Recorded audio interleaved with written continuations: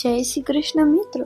તો માનવીને સર્વોચ્ચતાના શિખરે લઈ જતી મહાન કૃતિની ચાણક્ય નીતિમાં આપનું હાર્દિક સ્વાગત છે.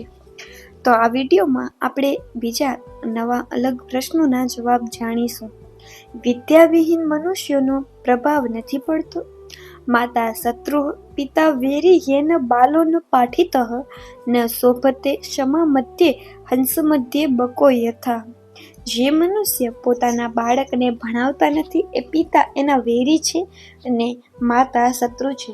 કારણ કે જેમ હંસોના ટોળામાં બગલો શોભતો નથી તેમ એ બાળક સભામાં શોભતો નથી. વિવરણ: આ શ્લોકમાં ચાણક્ય વિદ્યાની મહત્તા દર્શાવે છે. મનુષ્ય રૂપમાં કે વેશભૂષામાં ગમે તેટલો શોભતો હોય, પણ જો એ વિદ્યા વિનાનો હોય એનું આંતરિક સૌંદર્ય પ્રગટતું નથી. હેમંત ઋતુમાં કેસુડાનું ઝાડ કેસરી રંગના ફૂલોથી ખીલી ઉઠે છે. કેસુડા રૂપાળા તો છે, પણ એનામાં સુગંધ બિલકુલ નથી હોતી, એથી એનો પ્રભાવ નથી પડતો. એ જ રીતે વિદ્યાવિહીન મનુષ્યનો પ્રભાવ નથી પડતો. એટલે દરેક માતા પિતાએ પોતાના સંતાનોને બરાબર ભણાવવા જોઈએ. જેઓ પોતાના બાળકોને ભણાવતા નથી એમાં મા બાપ સંતાનોના શત્રુ છે. અભણ માણસની દશા હંસોની સભામાં બેઠેલા બગલા જેવી હાસ્યાસ્પદ થાય છે. લાલન સાથે તાડન પણ જરૂરી છે. લાલનાદ બહવો દોષાસના બહવો ગુણઃ તસ્મા પુત્ર ચ શિષ્ય તાડયત્ર તુ લાલયેત. લાલન પાલન કરવાથી ઘણા દોષો થાય છે અને સમજપૂર્વક ફટકારવાથી ઘણા ગુણો થાય છે. માટે પુત્રો અને શિષ્યોનું લાલન પાલન નહીં પણ તાડન કરવું જોઈએ. પુત્રો અને શિષ્યોને તાલીમ આપવા માટે એની સાથે કેવો વ્યવહાર કરવો જોઈએ એની વાત આ શ્લોકમાં ચાણક્ય કરે છે. બહુ જ લાલન પાલન કરવાથી પુત્રો અને શિષ્યો બગડે છે. ભર્તૃહરિએ પણ સરસ વાત કહી છે. અયોગ્ય મંત્રીઓની સલાહથી રાજા નાશ પામે છે. આસક્તિથી યોગીનો વિનાશ થાય છે અને લાલન પાલનથી પુત્ર બગડે છે. પુત્રને લાડ લડાવવા એ માતા પિતાનો સ્વભાવ છે, પરંતુ અતિશય લાડ હાનિકારક છે. કોઈ વાર સંસ્કાર અને સદાચાર શીખવવા પુત્ર અને શિષ્યને લપાટ પણ મારવી જોઈએ, પરંતુ એ લપાટમાં ક્રૂરતા નહીં, વાત્સલ્ય હોય છે. શિક્ષા શબ્દ સરસ છે, એનો અર્થ શિક્ષણ પણ થાય છે અને સજા પણ થાય છે. જો સાચી અને સારી શિક્ષા આપવી હોય તો ખોટું કે ખરાબ વર્તન કરનાર પુત્ર અને શિષ્યને યોગ્ય પ્રમાણમાં શિક્ષા કરવામાં આવે તો તેથી લાભ થાય છે. શિક્ષાનો અર્થ મારવું કે ફટકારવું એટલો પૂરતો સીમિત નથી. પરોપકાર તે પુણ્ય, પર પીડા કરવી તે પાપ. શ્લોકેન તા યથધેન પાદેન કાર્ષેણ વા અવંધ્ય દિવસ કુર્યાય દાનધ્યન કર્મભિઃ. મનુષ્ય એક શ્લોકથી અથવા અર્ધા શ્લોકથી અથવા તો એક ચરણથી એક પછી એક અક્ષરથી પણ દિવસને સફળ કરવો જોઈએ. તેમજ દાન, અધ્યયન અને સત્કર્મોથી પણ દિવસને સફળ કરવો જોઈએ. એટલે કે મહાભારતમાં વ્યાસજીએ સરસ ચિંતન કર્યું છે. કોઈ વાત ગમે તેટલી મોટેથી બોલાય તો પણ તે સમી જતી હોય છે, જ્યારે સુશાપિત સાવ ધીમેથી બોલાય તો પણ શોભે છે. ઘણી વાર શ્લોકની અડધી કડી એક જ ચરણ પણ એવો ઉપદેશ આપે છે, દિવસમાં તો શું આખો જન્મારો સફળ થઈ જાય છે. મહાભારતકારે એમ પણ કહ્યું છે કે કરોડો શાસ્ત્ર ગ્રંથોમાં પણ ન કહેવાયું હું અડધા શ્લોકમાં કહું છું. પરોપકાર એટલે પુણ્ય અને પરપીડા કરવી તે પાપ. શ્લોક ગાનથી અડધા શ્લોકના ઉચ્ચારથી કે ઓમ જેવા એકક્ષરી મંત્રના જાપથી દિવસ સફળ બને છે. તે જ રીતે દાન આપવાથી, અધ્યયન કરવાથી અને સત્કર્મોથી પણ દિવસ સાર્થક થતો હોય છે. આ બધી હકીકતો ફેક્ટ્સથી બચો. કાંતા વિયોગઃ સ્વજન અપમાનઃ ઋણેસ્ય શેષઃ કુનુ પશ્ય સેવા દર્દિત ભાવો વિષમા સભાચ વિનાગિનતે પ્રદહંતિ કાયમઃ.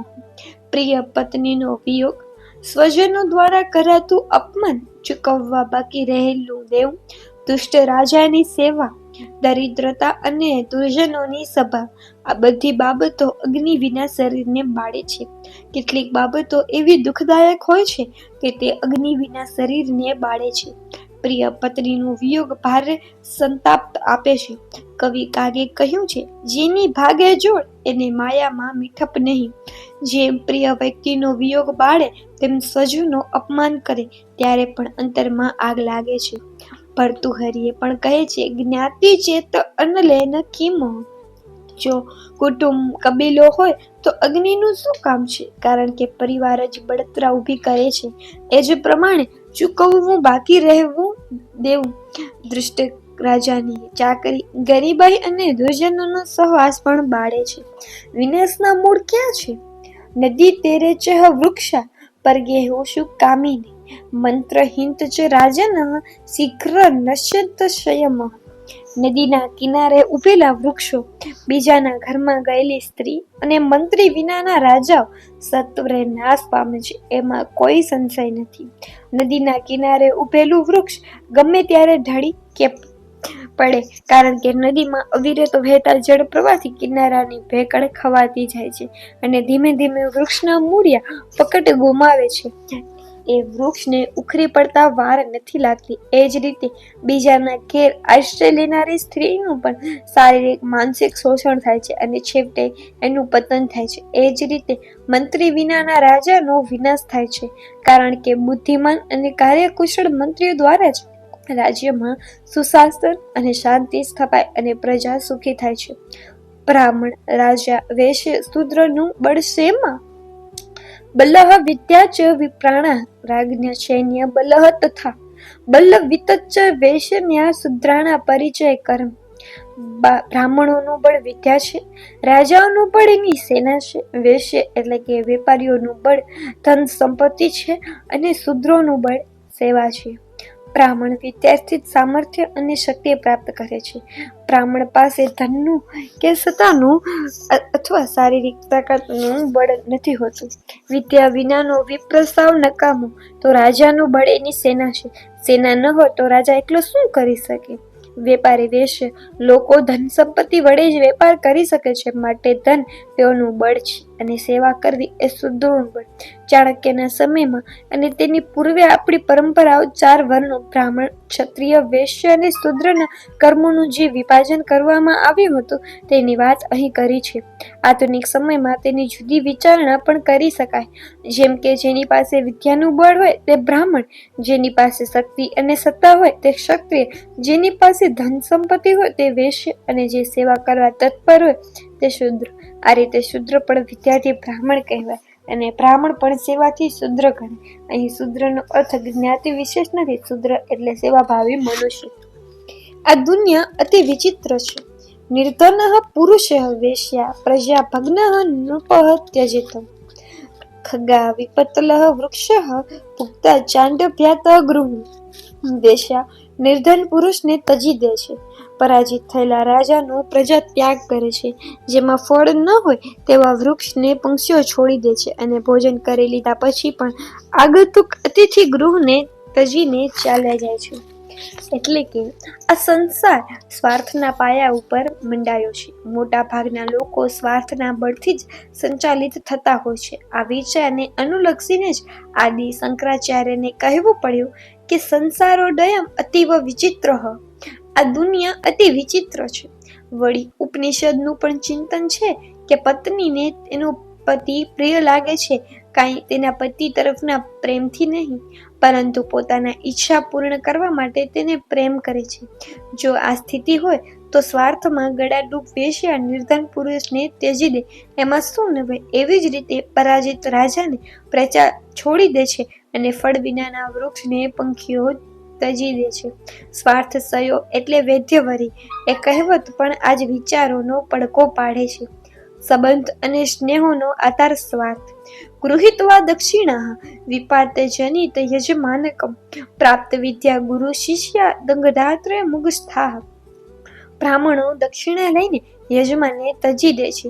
વિદ્યા પ્રાપ્ત કરી લીધા પછી વિદ્યાર્થીઓ ગુરુને તજી દે છે. તે જ રીતે હરણાઓ બળી ગયેલા વનને તજી દે છે. આગળના શ્લોકમાં સ્વાર્થના મહત્વની વાતને વિશેષ ઉદાહરણો આપીને ચાણક્ય વધુ સ્પષ્ટ કરે છે. આમાંથી સાર એ ગ્રહણ કરવાનો છે કે આ જગતમાં કોઈ કોઈનું સગું નથી અને કોઈને કોઈના ઉપર સાચો પ્રેમ ઉભરાઈ જતો નથી. ગણતરીપૂર્વક જ બધા સંબંધ અને સ્નેહ બાંધતા હોય છે, નભાવતા હોય છે અને સ્વાર્થ પૂરો થાય ત્યારે તોડતા પણ હોય છે. સમજદાર માણસ સંસારના આ પ્રકારના વ્યવહારોને સ્વાભાવિક માની સ્વીકારી લેતો હોય છે.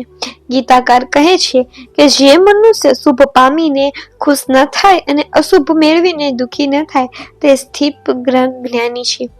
આવની મિત્રતાથી દૂર રહો. દુરાચારી દુર્ઘનિષ્ય વાસી ચ દુર્જનઃ યંત્ર મૈત્રી ક્રિયતે હે પુંભીનર શીઘ્ર વિનશ્યસી. દુરાચારી ખરાબ નજરવાળા દુષ્ટ સ્થાનમાં રહેવાવાળા દુર્જનની સાથે જે મનુષ્ય મિત્રતા બાંધે છે તેઓને ઝડપથી વિનાશ થાય છે. જેવો સંગ તેવો રંગ એ અનુભવ વાણી અને આ શ્લોકમાં ચાણક્ય ઉજાગર કરે છે. ભજનીકોએ આ શરીરને પવનનો ચરખો કહ્યો છે. પવનથી આ ચાલે છે.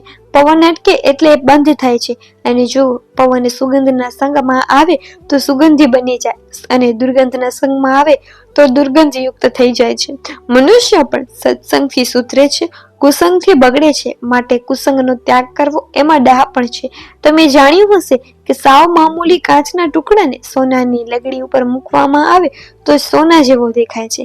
એ જ રીતે સારી વસ્તુ કે વ્યક્તિના સંગમાં મનુષ્ય સારો બને છે અને એથી ઉલટું દુષ્ટના સંગમાં દુર્ગતિ પામે છે. સંસાર વ્યવહારના આદાન પ્રદાનના કાર્યથી શોભે છે. સમાને શોભતે હે પ્રીતિઃ રાજ્ઞિ વાચ શોભતે વાણિજ્ય વ્યવહારેષુ દિવ્યા સ્ત્રી શોભતે ગૃહે. સરખે સરખા હોય તો તેઓની પ્રીતિ શોભે છે.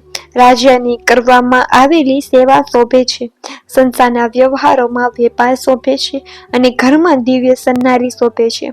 એમ કહેવાય છે કે યુદ્ધ, પ્રેમ, મિત્રતા અને સાંસારિક સંબંધો સરખે સરખા સાથે કરવામાં આવે તો તે શોભે જ છે. એક જોડકણું જાણીતું છે, મોટા સાથે નાનું જાય એ મરે નહીં તો માંદો થાય. દાંપત્ય જીવન તો જ શોભે અને સુખમય બને જો પતિ પત્ની બંને કુળ, રૂપ, ગુણ અને ઉંમરમાં સરખે સરખા હોય. જીવનનું ગાડું પતિ પત્ની રૂપી સરખા અને સરસ પેડાથી ચાલે અને આત્મકલ્યાણની મંજિલે પહોંચે. સમર્થ અને ઉદાર રાજાની સેવા કરવામાં આવે તો ઘણા લાભ થાય. સંસારનો વ્યવહારનો આદાન પ્રદાનના કાર્યથી જ શોભે છે અને ટકે છે. માત્ર લઈ લેવાની વૃત્તિ રાખીને અને આપવામાં કંજુસાઈ કરી તો સંબંધ ટકતો નથી અને ઘર તો સુશીલ અને રૂપાળી ઘરવાળીથી જ શોભે છે. તેથી તો મનુસ્મૃતિ કહે છે, ઘરને ઘર નથી કહેવાતું, ઘરવાળી જ સારું ઘર અને સારું ઘર ગણાય છે. તો આ વિડીયોમાં આપણે સર્વોચ્ચતાના શિખરે લઈ જતી મહાન કૃતિ ચાણક્ય નીતિના અમુક પ્રશ્નોના જવાબ જોયા. હવે આપણે ત્રીજો અધ્યાય બીજા વિડીયોમાં જોઈશું. જય શ્રી કૃષ્ણ.